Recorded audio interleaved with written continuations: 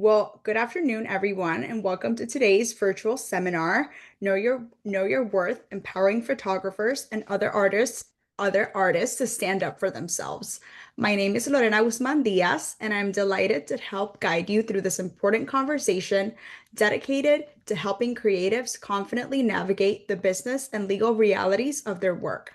Whether you're a seasoned professional, an emerging photographer, or a creative looking to strengthen your business practices, today's session is designed to provide you with actionable strategies and expert guidance for protecting your rights, communicating your value, and ensuring your creative work is respected and fairly compensated. We are joined today by two outstanding speakers. We have Jessup Deane, a commercial photographer and founder of Jessup Deane Creatives Inc., who will share real-world approaches for advocating for yourself and client relationships, negotiating rates and terms, and building sustainable, respectful partnerships. Next, we have Adam Weissman, founder of Weissman Law, who brings deep expertise in legal issues facing artists and photographers.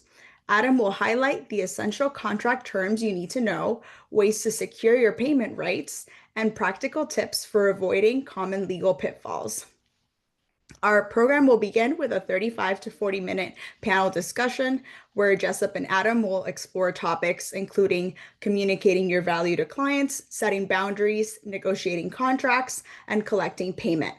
We'll also look at real-world scenarios and lessons learned from both creative and legal perspectives. After the discussion, we'll transition to a 20-minute Q&A session. I encourage everyone to submit your questions at any time using through the chat. Your participation is what makes these sessions so valuable. Please remember that the information provided today is for general informational purposes only and is not any sort of legal advice. If you have specific legal questions, we recommend consulting a qualified attorney or legal professional. Now, it is my pleasure to introduce Jessup Deane and Adam Weissman. Thank you both for joining us and for sharing your expertise with our community. Let's get started. Adam. Thanks, Lorena. And welcome, everybody. If you're watching this live, welcome. If you're watching this recorded on YouTube, thanks for catching us on there.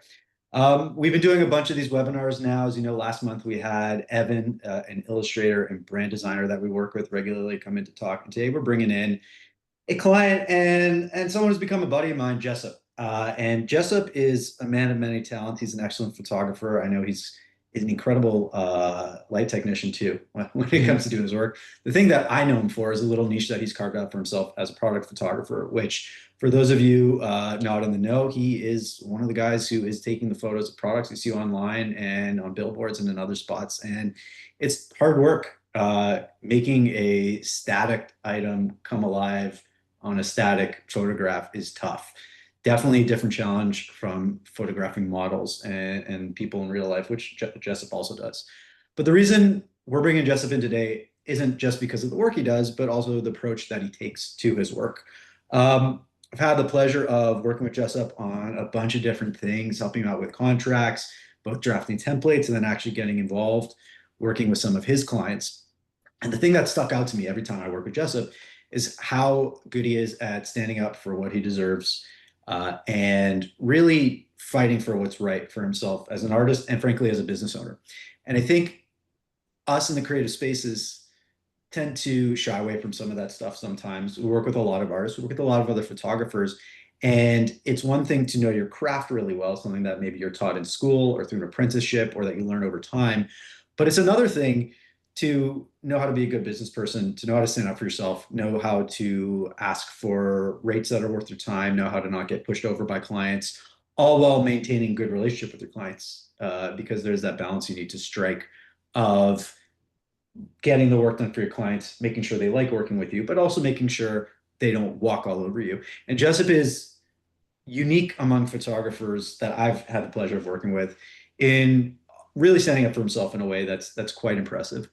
So what we wanted to do today is spend about 30, 40 minutes chatting with Jessup, generally about sort of his approaches to working with clients, what he needs to do to kind of make sure that he's getting taken care of properly by his clients. And the reason it's so important isn't solely because, you know, as an artist, you need to figure these things out, but as a lawyer on our side too, it's so often the case that we're brought into a situation once a lot of these original deal terms are figured out, once the rates figured out, once the license is figured out, once the shoot details are figured out. So we're coming in to try to do everything we can, but often our hands are tied. So the best situations we can be in when we're working with artists, whether it's photographers or really any other sort of creative freelancer, is making sure that our clients have the wherewithal to ask what they need to ask for upfront before we even get involved, which then makes our job easier and then makes the entire project run a lot more smoothly. So before we get into specifics, because we do have a lot of specific questions, I'd love to turn to Jessup and just kind of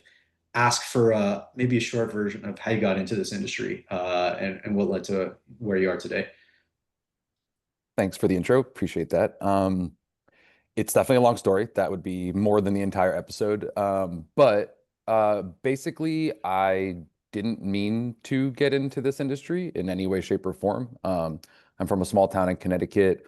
My original major in like my freshman year of college was actually like exercise science. So originally, I was planning on being like a trainer of some sort. Like actually was in the strength and conditioning program at Springfield College. But basically, while doing that, I just realized that that industry was not for me in the sense that, working out and nutrition is more of a hobby for me. And I grew up with an artist mother who was an artist and a chef, so very creative. My dad was in food and wine. They really appreciated music and art and all those things. And when I was studying exercise science, I just basically realized that that wasn't the path that I wanted to take. So I transitioned from Springfield to Emerson College. Um, and to make a long story short, I met a bunch of creative people, made a bunch of friends. And through those friends and through those connections, I ended up winding up a job at a small kind of like boutique startup menswear online retailer. Small in the sense of small team, but it was funded by a larger company called Karmaloop back in the day, which still exists, but isn't as big as they used to be. And basically, I was just given an opportunity to help out this team to build this small company. And I ended up in the long term as their in-house product photographer. And basically, that just happened from them needed to shoot their products and then being like, hey, we're going to do this. You want to come help us? And I ended up kind of like styling the clothing, like without having any experience, and then transitioned slowly over time into shooting the product, into then editing the product, and just slowly, foundationally kind of building up a little bit of a base of knowledge in that way. And then after I actually dropped out of Emerson to take that full-time job, it was basically a situation where it was either, make 30 something thousand dollars or spend 30 something, thousand dollars. And I decided to take the risk of going for it, which obviously I don't regret in any way. And yeah, basically after a year of working there, the company just didn't, not that it didn't pick up, but it didn't get picked up in the way it should have. And the larger company made a bunch of layoffs. So that ended up with me moving to New York after being like the very first person to get laid off. And I was like told by the CEO, like, this is not merit based. This is not performance based. This is just basically, we're going through some stuff. So I once again was kind of given this kind of opportunity or an ultimatum for myself where it was either take the severance money that I got from that and survive in Boston because I was in Boston, or take that money, buy a camera, buy all the things I needed, and move to New York. So I went with the latter option. I spent most of the money on a camera setup. I moved to New York and did like a slow transition into New York. And from there on out, I just always stuck with product photography because it was something that at the very beginning of doing it, I just realized that, the online market was booming, things were growing, and I just saw, in this world, like you have to be good at something. You have to like know something through and through. And of all the things that I had learned up to that point in my life, product photography was the thing that I had the most expertise in. So I just moved to New York and I decided, you know what, I'm going to try to make this happen because I know people need this. And again, there's a lot more details to that story, but 11 years later now, and I'm still shooting products, like you said, a variety of other things as well, which is always fun. But yeah, that's kind of what people know me for.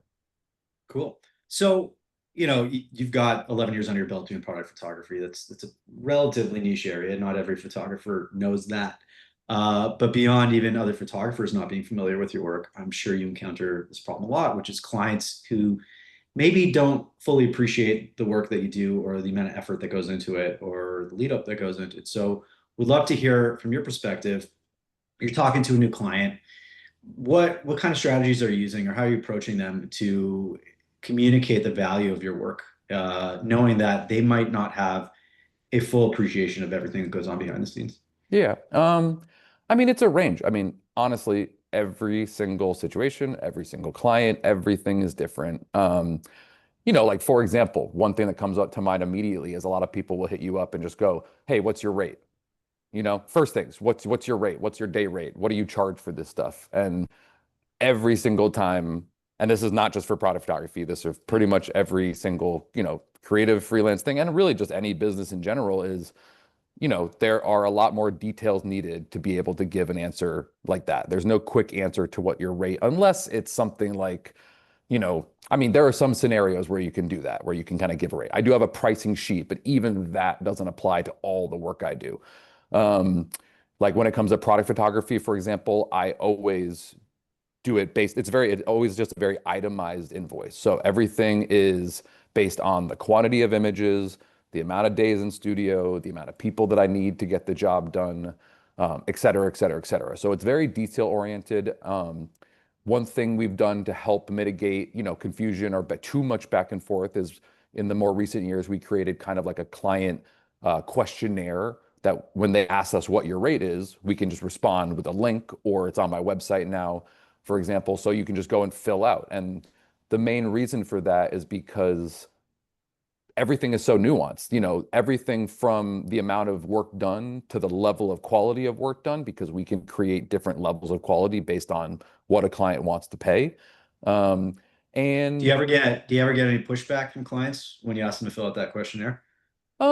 I would say, I mean, not even more pushback. I would say people who aren't serious about it will honestly just usually not respond, in the sense of if someone's hitting you up and they want to take advantage of you and they want to benefit more than you do, and they smell a bit of confidence or a bit of professionalism and they're not professional, you normally like either won't hear from them again, or you just kind of like they'll kind of fade off like Homer Simpson into the bushes. You know what I mean? Like, Yeah. so when a client is serious, like basically what I've found in my work is that a lot of people want to do outreach. A lot of people want to like try to go get more work. And don't get me wrong, outreach is important. Having that, being motivated to go out there and get work is a very important aspect of this job. But there's also a game, there's a dance you're dancing all the time. And when you're good at what you do, people will find you. You know what I mean? At the end of the day, like, and that, but when I say good at what you do, I don't mean decent. I don't mean whatever. I mean, like when you're a true professional, when you really provide a great product, a great service, everything, people will find you. And when it comes to pushback, if a client is serious and if they really want the work to be quality and they're really trying to improve their business, if they're trying to make their product stand out, if they're trying to really separate themselves from the crowd, they'll answer every question you have. They'll be a good part of that relationship. Whereas, like I said, when people don't really want to value work, when they really are just looking for like a camera, someone to hold a camera and to just basically they point at something and go, "Hey, go shoot it. Hey, go do it." Those are two different scenarios. So I would say these days I really don't prioritize outreach, only because when people come to me through whether it be recommendations, through just searching online, whatever it may be, if they're emailing me, more often than not, they're pretty serious about it. So I would say honestly, when it comes to that, one of the biggest things is just making sure that whatever craft you're doing well, so that when people are coming to you, they're coming to you in a somewhat serious way and they're actually like excited to work with you. They want that service. So I think just honestly having a very strong foundation and a strong base of your business will kind of eliminate a lot of that. And then when it comes to it's a little bit harder when you're first starting out, but definitely just trying to really, really master your trade so that you really are the authority that people are talking to and not just a hired gun, basically. I know how you're going to answer this question, but I'd love to hear kind of more of it from your perspective. But what's changed over the years in terms of clients you might have been willing to take on at the start of your career versus today? Like how have you approached that? Has anything changed? Yeah. Are there types of clients you wouldn't take on today that you definitely would have like 8 or 9 years ago? 100%. How did I answer that? I would say when you first start, obviously you are hustling, and and if you really want to work for yourself and you don't want to work for a company and you want to be the, master of your life and everything, then you're gonna have to eat shit at the beginning. Obviously, like everything. Like, I don't think we have to eat shit as much as people say, but I definitely think there's a transitional phase from unprofessional to professional.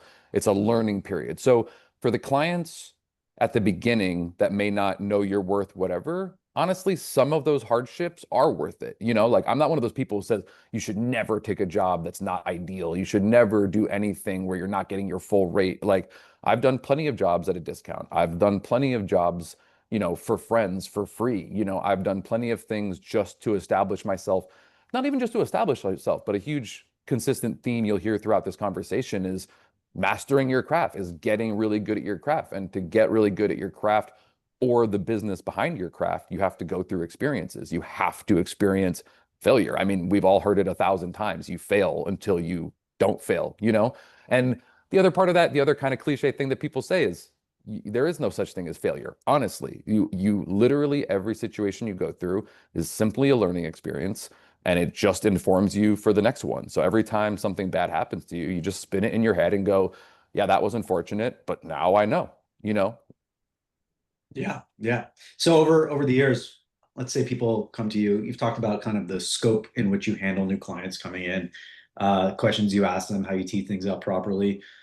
One thing that comes up, and this comes up for every creative, comes up for ourselves as lawyers. What happens when a potential client scoffs at your rates? How do you address that? Um, I mean, obviously, try not to get offended in the short term. Which also, another thing I'll say now at the beginning of this conversation is, I'm a human being. I am extremely emotionally connected to my work and, to my own detriment sometimes. So I'm not going to go out there and say like I'm some Buddha of, always keep a cool mind and everything. Like, people who work with me, they know I do get worked up. I try my best to not do it in front of clients or whatever it may be, but when someone undervalues your work, it doesn't feel good. You don't like that feeling, but you also have to take into account they're running a business. They're trying to, we're all trying to accomplish the same things. So if someone comes to you and they kind of don't notice the value of your work, or they don't value work, at this point in my career, I don't have any problem turning down a job. If someone is really hardcore trying to negotiate for a rate that's not fair, or they're trying to get an insane amount of work done in a short period of time, or whatever it may be, the thought process I look at it is, if the relationship goes well and you finish a job and they come back to you, then you start out by taking a hit. You're going to be taking that hit for the rest of the relationship. So I think one thing I've noticed that a lot of creatives or freelancers or professionals make is that they have this kind of concept that if I eat shit the first time, eventually I won't. Or if I put up with a lower rate the first time, I'll graduate this client to a higher rate, or I'll show them how great my work is, my value is, and then I'll eventually convince them to go up from there. And as much as I have done that in my career, in the sense that I have started clients with a lower rate and I have graduated them up, but that is not an easy process. It doesn't happen if your work is not progressing alongside of it, in the sense that if you just create, let's say you get really good at doing this one thing and you do it, and then, you don't change it, and then 3 years later, you're trying to charge more for it, they're not going to. So I've had a lot of friends, a lot of people who will take a job with a client that is like a cool client, um, in the sense that they think that client is going to help them get more work from the association with them. And at the end of the day, the way a lot of people in our industry, when I say our industry, I'm saying fashion, clothing, product, whatever it may be, if they get trained that something costs something, they never want to pay more than that ever again. You know what I mean? If they go, oh, I got this, 50 t-shirts for $1,000.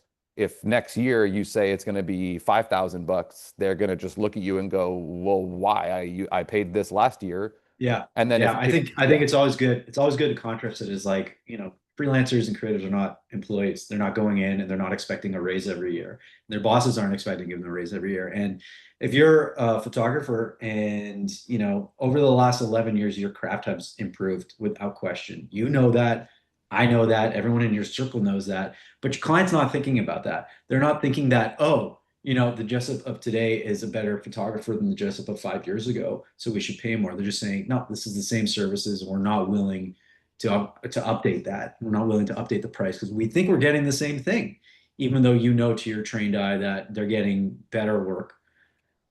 Or They're more probably efficient not work, going to or hear, or more faster work, professional, or or more something. efficient. You're wasting less time. It's tough. And I will say, back to one of your earlier points, not taking things personally is a big deal, and it's something that I try to impress upon a lot of people. And I think what we tell a lot of our clients is, hey, it's okay if your client, your end client, your brand client, whatever that is, asks you a question about your rate. That's totally cool. In Of fact, course. it's kind of their obligation to do that, because if they're Totally. working at a big brand, they've got budgets that they need to be wary of. Where you need to judge them is how they react to your response. 100%. So it's like that first question out the gate, that's everybody testing each other a little bit and seeing where things are going to fall. If they are nasty after you say, hey, this is why we charge this and we have to stay to this, okay, then you can make a judgment call about the client. But I always say, like, give them the benefit of the doubt one time is more or less how we approach everything, and then see how things sort of play out. I've had the pleasure of seeing you on a few phone calls, even just sitting in the room. Oops. And seeing you stand up for yourself in some pretty impressive ways. Wondering what I know you said you're not Buddha yourself, but what are some ways you do maintain professionalism and advocate for yourself, even when things do become a little bit tense and difficult with your clients?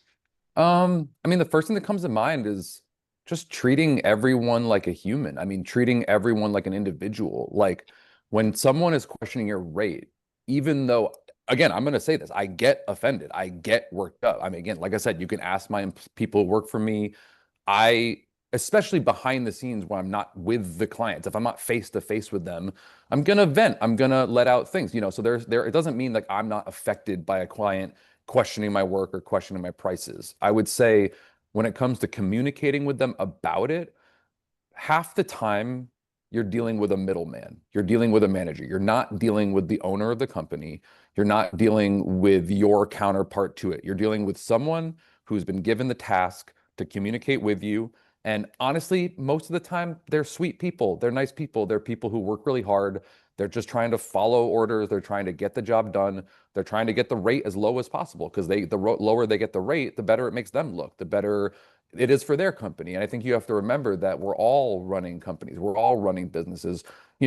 Everyone wants the best situation for themselves. But one thing that I really do try to promote in my career, in my life, is that I'm selfish in the sense that, like, I want my life to be good. I want to have a good quality life, but I'm not selfish in the sense that I want everyone to be next to me while I'm doing that. I don't want to leave people in the dust while I flourish. I want friends and people next to me as I'm flourishing so that I can enjoy the fruits of my labor with them, with your friends. So I think really maintaining a humanistic approach, not just to talking to clients, not just talking to middlemen, but also just in every aspect of life. I mean, dealing with waitresses, dealing with whoever, people on the planet just deserve a baseline of respect. So that's number one. Two, another thing I try to do when I am talking to these people who are the middlemen, one thing I'll do is I'll kind of remind them in the middle. Let's say I'm getting worked up about a rate, or I'm, defending myself in some way. I'll kind of like take a pause and go, hey, by the way, just so you know, me getting worked up right now is I'm, passionate about my business. This has absolutely nothing to do with you as a person. I respect you. I respect the job you're trying to do. How, unfortunately, you are the person who's in front of me. So you're going to be getting this information from me. You're going to be getting kind of the little bit harder response. So I'll do that. I'll literally pause in the middle of conversation and remind these managers, hey, I have all the respect for you trying to get your job done, but I also am trying to get my job done, and I'm also trying to run my business. And then on top of everything, if you don't charge enough, if you don't get your rates, the rates they don't come out of the blue. Obviously, maybe when you first start, you're guessing and you're trying to figure out what your rates are. But after 5, 10 years, you understand what you need to charge in order to pay your bills, in order to be there next year. You know what I mean? If you want to work with me for 5 years and have consistent, great product photography, I need to stay in business. I need to make a profit. I can't walk away not making anything. So I think that's the main thing, is just kind of reminding everyone that you're human, reminding them that they're human and that you're going to treat them as such. And just, yeah, I'm going to just leave it at that. Like really just taking a humanistic approach and not trying to be, not, well, I wouldn't say wouldn't taking it personally, but not acting as if you're taking it personally. You can take it personally, but don't then, the action shouldn't be that. Yeah, I love that example of taking a pause and call and just being like, hey, here's the context of everything. This is why I'm upset right now. I'm not upset with you as a human being. I'm upset with the situation. We're trying to figure it out. And it's really interesting. Particularly, I've seen this in the last 2 or 3 years more than ever, which is photography production is now often going directly to brand. It's agencies that used to be in the middle are getting kicked out of the conversation a lot. And what's happening is you have these people in the brand side who they don't necessarily speak the production talk that photographers and videographers and production companies understand. And so there's that disconnect there. And the disconnect also applies to fees and funds and things like that. And part of it is taking a step back and going, okay, I appreciate that this person in the brand, like you said, they've been given a directive, save as much money on this shoot. They're an employee at the end of the day. Their salary is not going to change except for maybe some bonuses, regardless of how this shoot plays out. But you and your staff being able to pay rent could change dramatically based on how the production fee is meted out. So, kind of impressing that context upon the brand contact that you're dealing with is key in some instances, and it's been more important in the last few years than I've ever seen. So, it's really good going back to what you're doing, like taking a step back, being like, here's why this is important to us, not just yelling at somebody on the other side of like, I just need this money, this is what we charge. It's Yeah. no, here's why we charge what we charge. And if you want to keep working with us and if you want this relationship to flourish, and frankly, if brands are reaching out to you, they should want this to just be the first shoot of many. It would be very foolish for them to want to hire a new photographer for every single job because they're going to have to start from scratch. And things get cheaper and faster when you work with the same artist over and over again. If So I could, yeah, just to go off of that, I mean, yeah, that's something that I just really wish more people understood, is that, with the world we live in, with, social media and things changing all the time, and, new, different, people always want to switch things up. And I mean, this is another thing too. You brought up the word agency, and I'm something I've talked about a lot is I'm for the I mean, there are good agencies in the world. And when I'm talking about agencies, I'm not saying only creative agencies. I mean all of the middlemen agencies, because that's what I call them. The agencies are these middlemen that, and I'll be a little provoking here. They are not the company. They're not the person doing the work. They're these people in the middle. And sometimes you end up talking to an agent, like someone who's an in-between liaison, and they're trying to make money for their agency. You know what I mean? And at the end of the day, they're kind of, this is my opinion, kind of taking money out of the whole situation. Like, I'm not saying they have no place, but I'm just saying that, like, that is a hard thing to navigate, because sometimes that creates a disconnect between the brand and you as the operator doing it, where they won't tell the person what you're saying. They will literally be a barrier in between you and the client, and their only goal is to make money off the top of the whole situation. So I like to try to avoid working with agencies as much as possible. Another thing too is they're all middlemen. So like everyone you're dealing with is kind of in that way, like disconnected. So, when you can work directly with a client, that's amazing. And to go off the point you said, which is when you can create a relationship with a client, every time you do it, it gets a little faster. Every time you do it, it gets a little better. You do something, they don't like this about it. Okay, we adjust it for the next one. But some people, and like I was saying, with the social media age, with the internet age, with this sense of newness all the time, they're just like, oh, in order to make business better, we need to switch things up. And honestly, like, I'm not like an old soul and like, oh, remember the good old days. But when you create a relationship, when you foster the relationship, I mean, it's the most fundamental thing. It's the same as a romantic relationship, whatever it may be. Relationships take energy, they take communication, they take respect, they take all these different things. And, I've had clients for long periods of time. And at this point, maybe the first few jobs might have been a little difficult. But then when you get over those first few jobs and you really understand what they're going for and what they like, then it can really be as simple as like, hey, we have product to do. Okay, cool. All right, send it over. Okay, we'll give you a quote. And then it just this streamlined thing. And it almost can be like, especially with product photography, where you're not doing creative a lot of creative stuff. It's as simple as like, it just becomes very transactional and easy, you know, and that's a beautiful thing when every other part of business is confusing and complicated and takes so much work. When you have a client, then just go, hey, we need you. Okay, cool. Schedule the date. Okay, get it done. And then the job is done and they get the work, the high quality work. You get the money, the businesses keep going. It's almost nice, like it's nice to have a relationship with your clients, but it's also nice to have just like a quick, easy in and out, get it done, you know, and move on to the next thing. No, totally. And it's funny, you mentioned this us being in the social age, and we do a lot of work in that space too. And time and time again, the things that we see get the best results is consistency. So Totally. it's not even doing something new and fresh all the time. It's doing something really good, but doing it time and time again so your audience knows exactly what to be looking out for. And when you hook them in, they know they can come back and they're going to get something that kind of matches the Totally. style of things that came before it.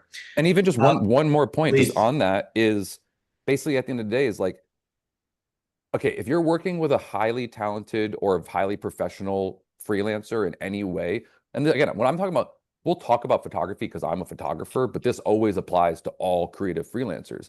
If you're good at what you do and you've trained and you've put in the time, you can change your style, you can change the aesthetic. Like a lot of people will hire photographers based on what they see on their website. And absolutely, I get that. You want a guarantee of what the work is going to end up being like. You want it like a good idea. But basically, another thing to look at it is like you look for indicators of competence, basically. You're looking at, is this person able to be malleable? Are they able to pivot? Are they able to do different things? And when a client is good at communication and they can communicate what they want, if you're working with a highly talented photographer or artist or whatever, you can ask them to do something different, you know. And I really do wish another thing is that clients had a little bit more trust in people's capabilities, you know, like you don't just need to go, oh, we need this different type of work, let's go find the person who does that. Before you go find and create a whole new different relationship where you don't know if it's going to be hard or easy, ask the person that you do work with, hey, could you do this? And then I would say it's really beneficial to give them a shot. If it doesn't go well, I mean, you can always not do it the next time, but you know, I'm just saying that a lot of times people will always kind of go to different things for different needs, but sometimes it might be right under your nose the whole time, you know, and just ask, you know, I think it's worth asking and seeing because then you just get to keep that relationship going over time.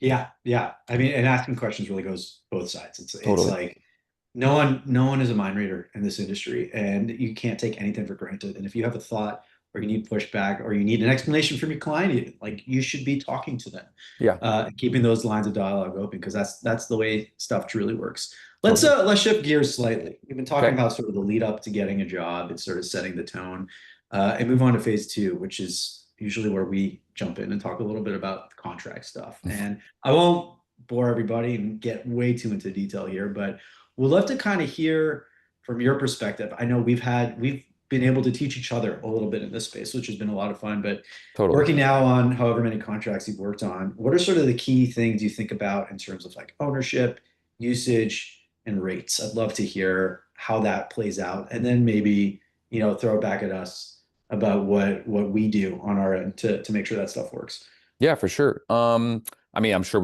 I mean, every single one of these conversations could be an hour-long conversation or more. I think when it comes to contract, I would say, or even just the negotiate. I mean, again, I mean, you can correct me if I'm wrong, but even if you're brand new, even if you are so afraid of contracts or whatever, even just having highly specific communications, like via email, even if you're emailing back and forth and people are going to make promises to you. If there's official correspondence that says, I'm going to do this, you're going to do this, it still covers you more than not communicating at all. So, Yep. first things first is communicate your needs, communicate your desires, communicate what you need to get your job done. When it comes to the actual specifics of the contract, I'll miss some, but some of the major points would be one, obviously, making sure your rate is clear, making sure they know what they're paying. When it comes to usage, basically what we do is all the photos that I do, anything that I give a client, there's a baseline usage, which is website and social media. So if you have a brand and I take photos for you, you can put those things anywhere you want on your website, use them in any way. Emails also, that's kind of included, I would say, with website or whatever. And then socials, your Instagram, your Twitter, whatever the hell it is, you can use these images for these purposes.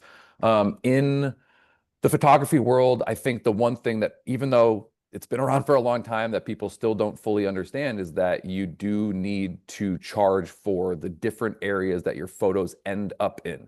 And those different areas have different values to them. So the social media and the Instagram, I mean, a website, social media, that's kind of the baseline. And then basically we just ask clients ahead of before making the contract, what are you going to use these images for? And if you're going to use them beyond those purposes, communicate to us what those are. So if you're going to do a billboard, if you're going to be selling those images to other for like outside marketing purposes, if you're going to be doing wheat paste campaigns, whatever it may be. And I kind of became aware of this. I want to say it was still living in my first apartment in New York. So it must have been only like 3 years or so into my career where I was constantly trying to figure out pricing. How am I going to make money? How am I going to do this? And somehow I stumbled upon or someone told me about licensing and, so I started doing research. And so I think that's a number one thing is educating yourself, making sure you know what goes into your industry.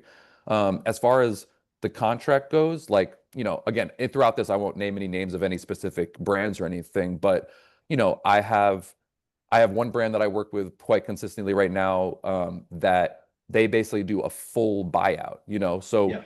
there's also options, different options. So you can do the baseline usage rate, or one option a brand can do that helps me and actually helps them is you pay more, which I think for us, it's actually double basically, but then you can use the photos for anything you want. So this client that I'm talking about, bought every single image from me, which upfront cost them more money.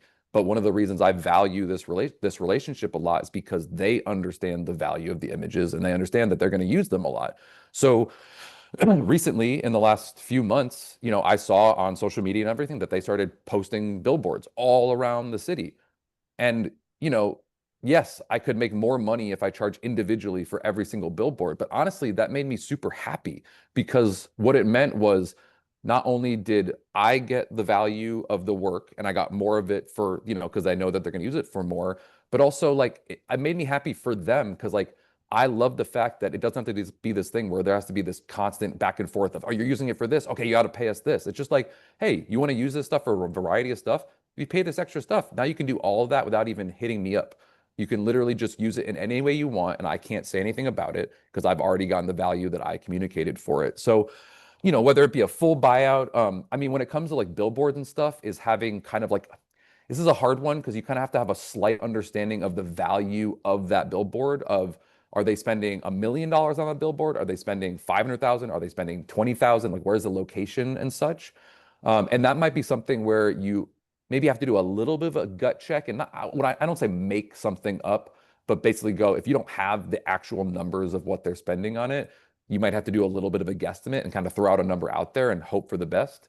But A in lot, the, yeah, a lot of times brands won't know and they'll just be like, give us a price, and they'll kind of be put on the spot. And I think going back to what you were saying before, especially when you're starting out, it's really important you speak to other artists in your field and understand what they're charging and how they're charging it. I can't tell you the amount of times I've worked with more junior photographers who have no clue that usage is an important thing you need to think about when negotiating with clients. They'll just be negotiating a flat rate for that's like their day rate and nothing else, and that's kind of it. And then it comes to the contract, and lo and behold, it's like full work for hire. The client owns everything. I have to go back to my photographer and go, hey, by the way, this means like it could show up anywhere. You're not getting paid a penny more than what's on this piece of paper. And it leads to a really tense conversation because no one said that up front. And somebody's going to have to lose out at that point. Either the brand's going to have to pay more money or not use be able to use the photos in all the ways that they wanted to, or the artist is going to have to suck it up and get a bad deal, which sadly, the way things play out, especially with junior artists, like that's probably how it's going to go because they don't want to lose the job as a result. By the time it comes to me, it's too late. So that's one of those things that is so key, especially in the first years of your career. Talk to other photographers, talk to other artists in your industry, understand what they're charging, but more importantly, why they're charging it. but And then you also can go back to your clients. just to go off that too, it's just like a really Yeah. highly important thing is educate yourself. I mean, I think there's a lot of people who just think they're super talented that just want to go out and make money doing something. But I mean, I'm 33, about to turn 34. I'm not young, but I'm not old. I love to learn. I mean, I think that's one of the most beautiful things about life is learning. Like I've started getting into the fish keeping hobby. I have been watching 1,000 videos.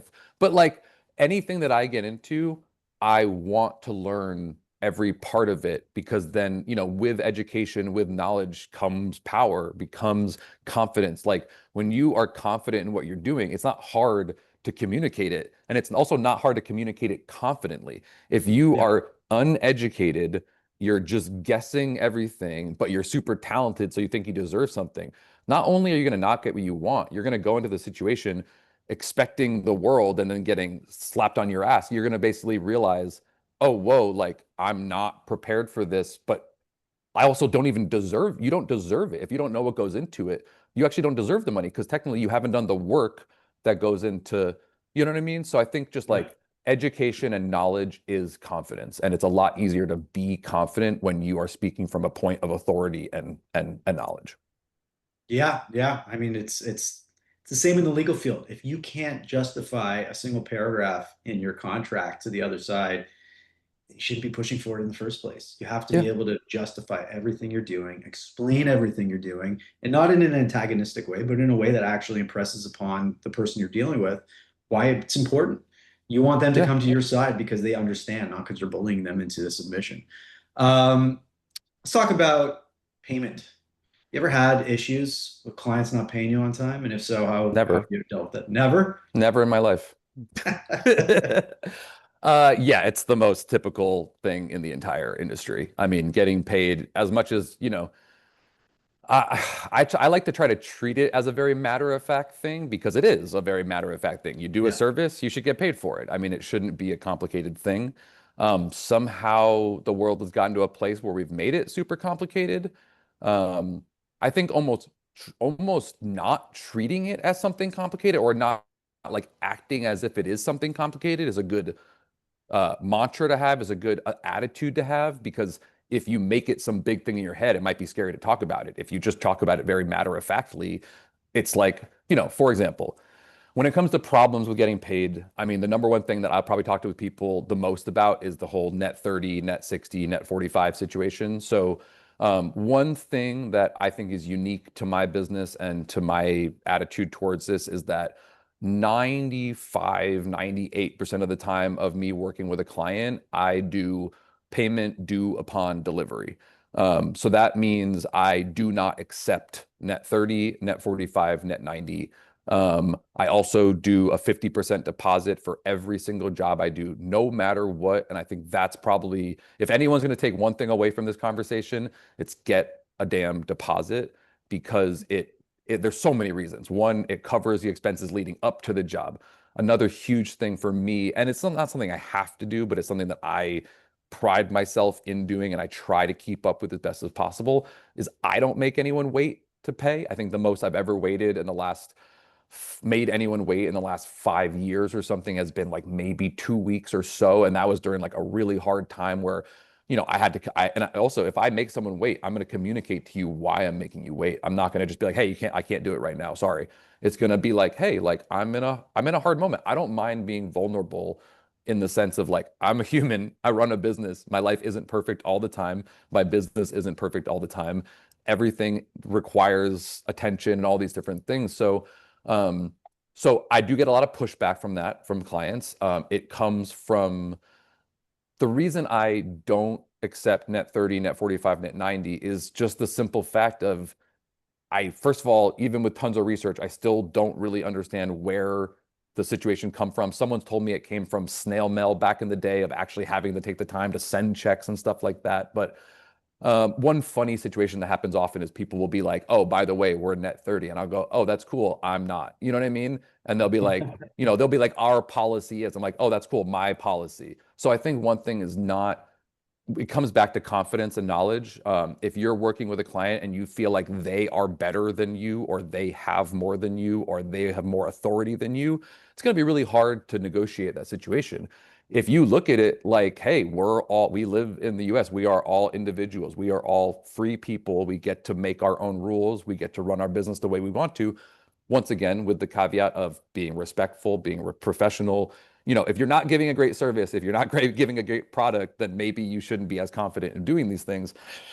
However, if you are confident in what you're providing, you should be able to confidently say, hey, okay, you have that policy, I have this policy. Like I don't really consider myself a freelancer anymore.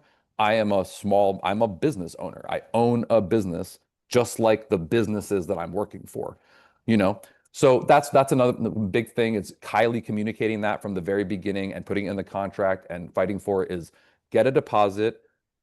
And you can also, like, for example, I do have certain situations. My best client of the last few years, I gave them net 10, which I know that sounds like not a long time, but for me, that's the longest I've allowed anyone to make me wait in a really long time. And I did that because we try to do upon delivery. And sometimes with big corporations, there is a lot of moving pieces and it is hard to facilitate things. And you don't want to stress out the people you're working with to an extent. I don't mind stressing someone out if I'm just making them do their job on my behalf or whatever, but obviously you want to like try not to. So for all that being said, I would say, create terms that work for you but are still respectful. And I've said in the back, in the day when it comes to like net terms, like you don't walk into Target, grab a teapot, walk to the front and go, all right, guys, see you in 30 days. I'll pay you in 30 days. You pay for the product and then you leave and then you get to do whatever you want with the product. You own the product and it's as simple. So to me, I try to just take it as matter of factly as that is like, I'm giving you a service. I'm putting time and effort into it. I'm spending money to make it happen. I have people to pay for those services and I need the money to work with. And it's the same amount of money you're going to give me 30 days from now as you are now. So the one thing I'll say is if a client can come to you in the same way that if I can't pay someone, I communicate to them. If a client came to me and said, "Hey, Jessup, we love your work. We're super happy with everything. We respect you. We respect your terms. However, this is what we're dealing with right now, and we would really appreciate if you could give us a week or 2 weeks or whatever it may be." I'm gonna probably give it to them if I'm not in some really dire situation. Like if you communicate respectfully to me and you explain to me like a human being the needs you have, and I want to continue this relationship in the future, I'm gonna treat you like a human. I'm gonna treat you the way I want to be treated. So that's the way I look at it, is like, you kind of look at those 10 commandments of life of treat people the way you want to be treated, treat blah blah blah. But with everything is just do it with a kind confidence. You know what I mean? Do it with assertiveness, but try not, again, I say try because I have done it before. Try not to offend people. Try not to make people your enemy.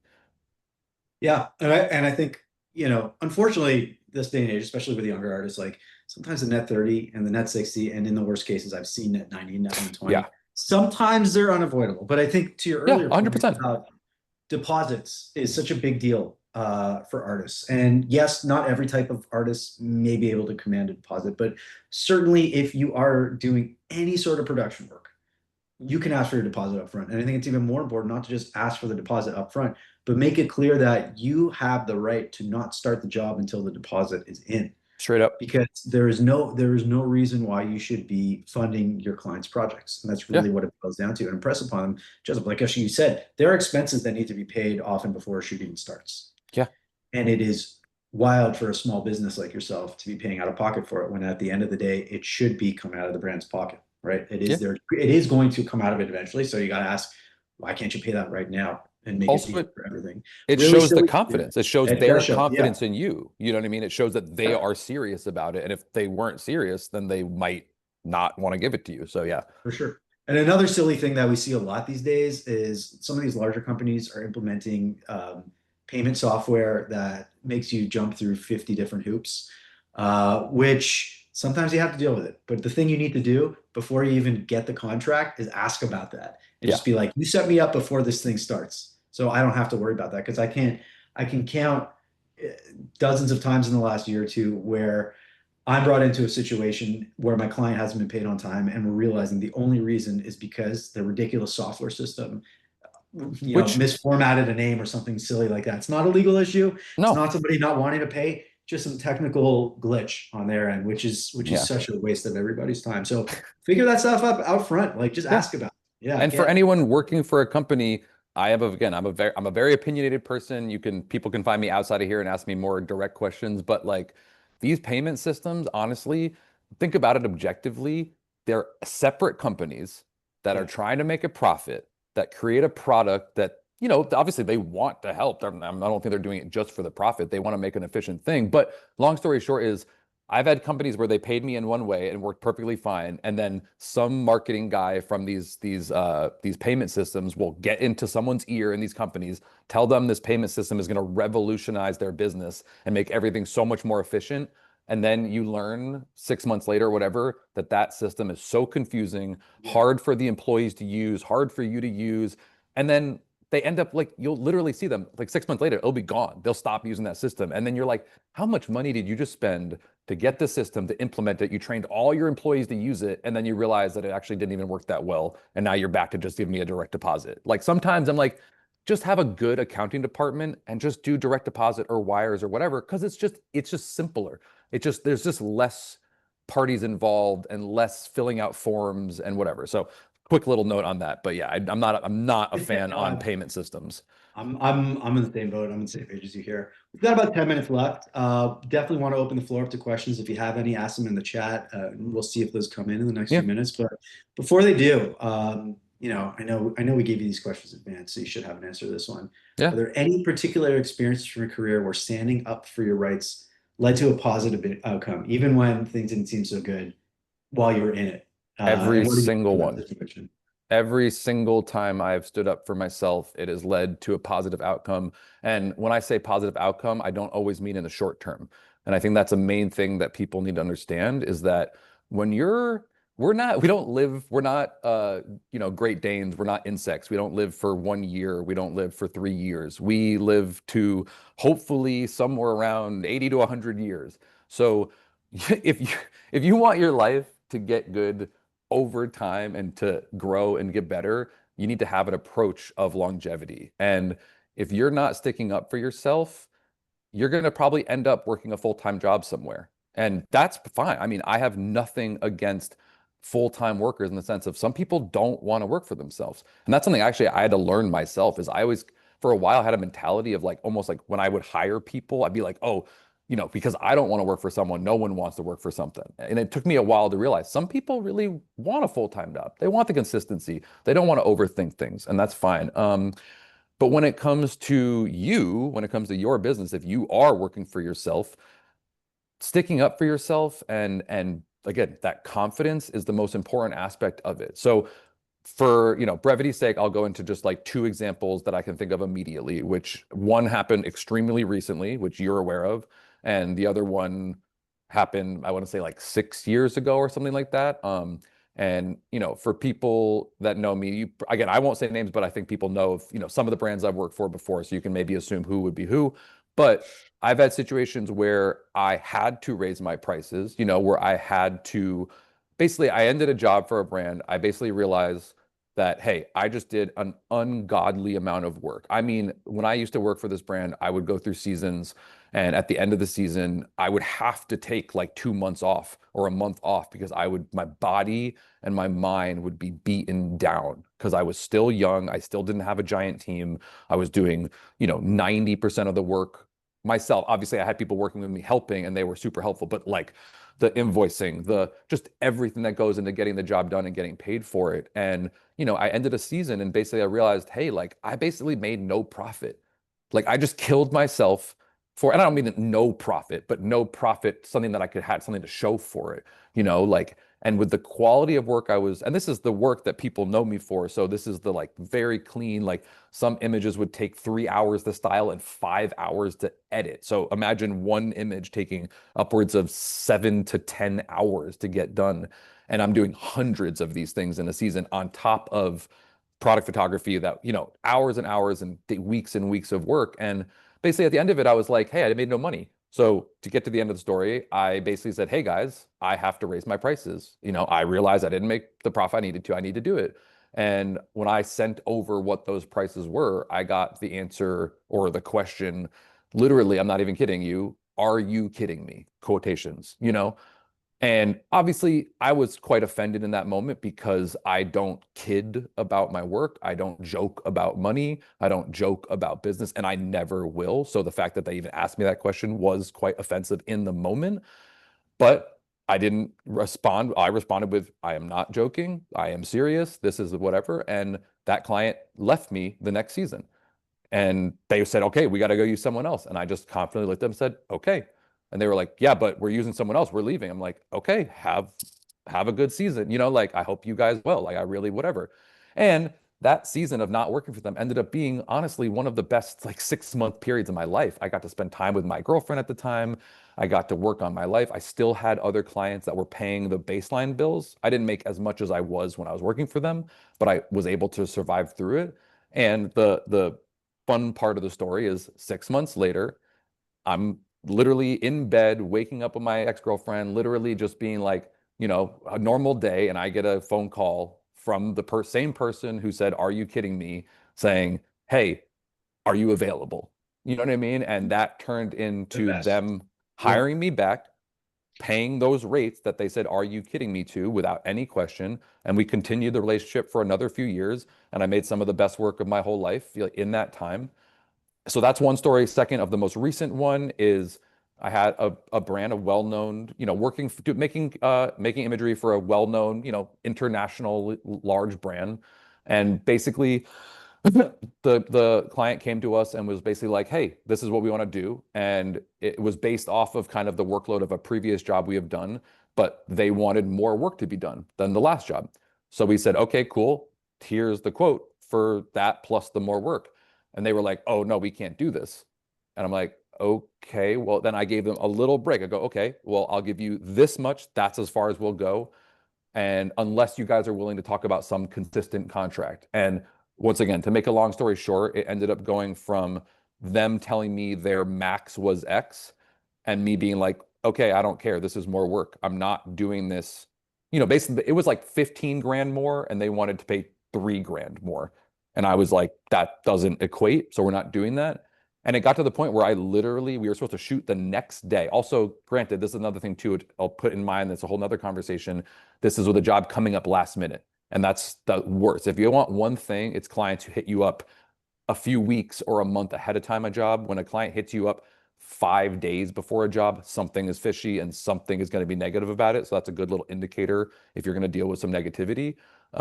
So we were dealing with a little negativity, and it came to the point of that we were supposed to shoot the next day, and we did not get a response to that final email. And I literally went to bed like, okay, I guess I just lost, like, this is the potential of being $100,000 a year contract. And I was like, damn, I guess I just lost $100,000 or lost the potential to make $100,000. And I was okay with that. Once again, like, I personally would rather struggle, would rather go through some negativity than undercut my value and feel like I'm working really hard for nothing. And then lo and behold, the next morning, I'm having my coffee on the roof, which, if anyone knows me, I have a coffee on my roof every single morning and I take a picture of it on my Instagram. And my assistant texts me and goes, "Hey, did you see the email?" And I'm thinking that they're going to say, "Hey, thank you, but no thank you." And I was like, okay, well, it's the official email. And I open up and the guy literally just goes, "Okay, sounds good. We'll pay your rate and we'll do this contract, consistent contract." And I was honestly flabbergasted because it was a lot more than what they said their absolute max was. But it was an indicator. And every time you are confident and you advocate for yourself like that, there is not a better feeling in the world, or there's not a more confident boosting feeling in the world than standing up for yourself, being a little afraid, because I'm always a little afraid. I'm not superhuman. I get nervous. I get like, oh shit, am I doing the right thing? I'm doing what my gut is telling me to, but maybe I'm screwing myself over for my employees or the people who work for me. And then when you get that, like, this thing that you think is impossible, and they go, "Okay, let's do it. They'll pay you $10,000, $15,000 more than what we wanted to pay." That's extremely confidence boosting, and it makes every conversation in the future easier because now you're coming from a point of, "Oh, I did that. Okay, I can do that. I got that win." So now the next time you do it, it's just a little less scary. So I'll leave it at there, in the sense of, like, those are two specific stories of, if I didn't stand up for myself, I either would have done a lot of work for not a lot of money and would have hated myself and I would have hated the situation, or I would have just lost out completely. So It's great. yeah. It's great. And not all of us are going to come back, but when they do, it's the best thing. It's like you can't beat that. Now they trust you and they respect you, more importantly, and you're going to get what you need from them going forward. We have just about a minute left. We have two quick questions in LinkedIn, I can do which might as well try to 5 or 10 extra minutes if needed, but yeah, do whatever we need to do. Well, we'll try to wrap this shortly after one. Okay. Michelle on LinkedIn, and I'm not sure if this one necessarily applies to you, but she asked a fun one. She goes, Product photographers sometimes have to use stand-ins, like shaving cream for ice cream. What's the most fun thing you've had to put in some of your shoots as a substitute for the real thing? Ooh. I mean, this doesn't really apply to me completely because I would say this applies the most for like food photography. Let me think for a second. Have I ever done any weird stand-ins? Okay, You just did a big shoot featuring a lot of stuff that looked like water but wasn't water, oh, right? okay, that's a good one. Okay, Yeah. so that's a more I can give you two kind of well, one that's not related, that's funny, but it's kind of related, and one that's more recent. So yeah, I did a recent thing where I actually spent a bunch of money on this client. Like someone might see this thing and go, "Oh, he did this for a client and he got paid for it." I got paid nothing for it. I literally had a friend who had a friend who was starting a shoe brand. I looked at the product and I said, wow, this is really nice. Like, again, I've seen a lot of product in my life. So I know the difference between good product and bad product. And long story short is we ended up doing this like heel editorial where we did both off model and on model. And the theme that we named it was like a marsh on Mars. So basically I was trying to create this kind of like world, this dark world with water and plants and whatever to kind of make it look like a little marsh on another planet. And which people, if you're a photographer, you've heard of the word mylar before. It's a type of material that basically looks like a mirror. I mean, actually, if you see right here, that mirror is not a real mirror. That's made of mylar. So it's like kind of like a more plasticky material, and they make different thicknesses and et cetera. So we basically cut out a piece of mylar, the shape of a pond, of like a little pond, and then we did a set around it. And again, I can't show you the images right now, but with a lot of retouching because we use sand as well. So sand and dust got all over the Mylar. So me and my friend Brian, who were editing it, he was doing the model work and I was doing all the off model work. I mean, we probably spent some images, maybe 5 hours of just clicking on dust and sand to make it look real. But if you go to those images for a brand called Landmy, it's on my Instagram and it's on my website. Basically, we created these pretty ethereal images that look like yeah, like make kind of look like an otherworldly thing where the ground looks like water, even though it's not. So yeah, that's one thing. And then the other thing I was going to say is something that people probably wouldn't think of. Like when I'm styling my work, people might think I have some like fancy tools or some fancy thing. The number one product that I use more than anything in my entire career is literally Bounty paper towels. If Bounty is listening, which they're not, I want to get sponsored. I love paper towels. I'm probably like, the environmental police might hate me, but honestly, like you can crush them up, you can fold them, you can fill things up. So like, you can lift things with them. They're white, so they don't like add shadows to things, so they kind of bounce light and stuff like that. So if you see my work and you see it looking really clean, not only is that retouching, but it's also filling things up with paper towels to lift them up and to fill up gaps. And a lot of people wouldn't think that like my expert tool is Bounty. That's great. I All would right, take last I would take a question. sponsorship from them. I would take that any We'll, day. uh, we'll see if we can reach out when we're done this. But last question. I don't think it would be a seminar or webinar in 2025 without one of these. It's coming from Michelle on LinkedIn. AI, yay, nay, or is there a way to incorporate it without losing your vision? And this Okay. might not be applicable to you, but if you've No, had of any course thoughts it or been is. using it, let us know. Of course it is. I mean, this is applicable. I mean, this is actually kind of, I wouldn't say this is important to me, but I think this is something that I wish more people took into account. We live in a world with technology, period. Technology grows, period. If anyone knows Ray Kurzweil or the idea of what's it called, exponential growth, you understand that things are gonna change. We live in a world that's ever changing, and that's not a bad thing. I think it's really easy to get caught up in things being scary or bad or changing the industry. I mean, guys, we want the industry to change. We want things to change. We want growth. We want to make things easier. When it comes to AI, this is my approach. This is my view on it. Anything in the world is just a tool. It's all a tool. If there's a tool that makes your life easier, find a way to use it. If a technology comes up and it seems like it's taking off, don't be the person who shies away from it or acts like the old person. Oh, in my day, we used to do X, Y, and Z. Sure, great, but that doesn't help you. When I use AI, I mean, for example, in Photoshop, the AI generate like I don't add a lot of things to my images. But one thing it's greatly improved is the ability to make selections and the ability to like remove certain unwanted things. So like, back in the day when you would be, clone stamping or healing brushing or doing these different things in Photoshop, you have to do it all manually. Now, a lot of times you can, and also one thing about for photographers is still understanding how to make selections. This is technical stuff, but you still need to know how to make selections. Selections are really important because that gives the information of what you're trying to affect. But if you're good at making selections, honestly, when it comes to AI, there's so much more I can learn about it. But right now, I don't even give it prompts. I'll just select something and click generate, and it will automatically know to remove what I'm trying to remove because it will take the whole picture into account and it will fill in the blank. And it might need a little bit of coaxing in a certain direction, but like if there's a weird object and it's a little bit frayed on an edge and it doesn't have like an easy to heal brush thing, I'll just select the area, just click generate, don't give it any prompts or direction. And I would say 8 times out of 10, it'll do what I want it to do in a simple way. So the shorter answer of it is I believe when it comes to AI or any technology or any tool, if you want to keep progressing with the world and if you don't want your brain to become stagnant, you don't want to be one of those old people who doesn't know how to use a phone or doesn't know how to do anything, just try it all out. Just adopt it. Just try it. It's not evil. Everything has a positive and negative to it. And it's at our fingertips. And if you're not taking advantage of technology at your fingertips or at least not becoming aware of it or educating yourself in it, once again, you're not a professional. Professional people are staying with the times, learning new technologies. And I know I have the goal to be a 70, 80-year-old who, if a new technology comes out, to not go like this, but to just, take a little magnifying glass to it. Just ask about it. Get someone to teach you about it. It's important. Just don't be afraid of things that you can't change. That's what I'd say.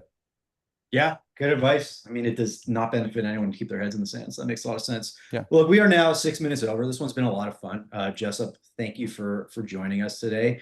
If you guys want to learn more about Jessup, find him on Instagram, Jessup Deane, Deane.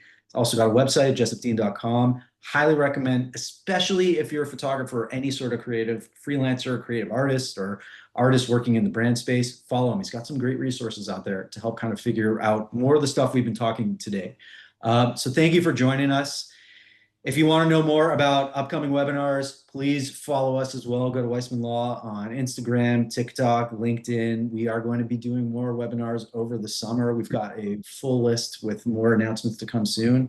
Enjoy the rest of your month, everyone, and hopefully see you all in July. Jess, if you want to leave us with something, please. Well, I want to leave it with, guys, Adam has been a wonderful resource to me, honestly. Like, I spent a lot at the beginning of my career looking for help, looking for anyone who was willing, not even just willing, because obviously it's his business and he makes money from it, but it's really hard to find a good creative lawyer, someone who's aware of this industry. Some other people might know of other lawyers, but they don't have the information. So I have not found many. Adam has been wonderful to work with. So all I'm going to say is give you a little promotion of, guys, check out Adam because he's been super helpful. It gives me a lot of confidence in my work. Thank you. Thanks You're very welcome. much. Well, take care, everyone. We'll see you all soon. Peace, guys.